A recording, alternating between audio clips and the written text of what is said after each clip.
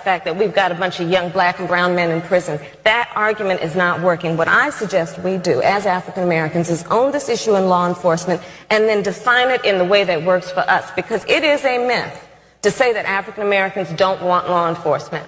We do. We want our grandmothers to be able to walk to church and be safe. We want our babies to be able to walk to the park and be safe. What we don't want is racial profiling. What we don't want is excessive force. That's right. What we don't want is to have our civil liberties and civil rights be stripped. But we do want law enforcement. So let's define it in the way that works for us by saying, I want community policing.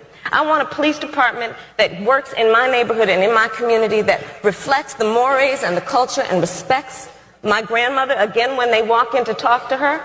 I want a system of accountability in the criminal justice system that says law enforcement needs to own crime prevention as much as it talks about long sentences. Because nationally, only 18% of serious crime results in an arrest.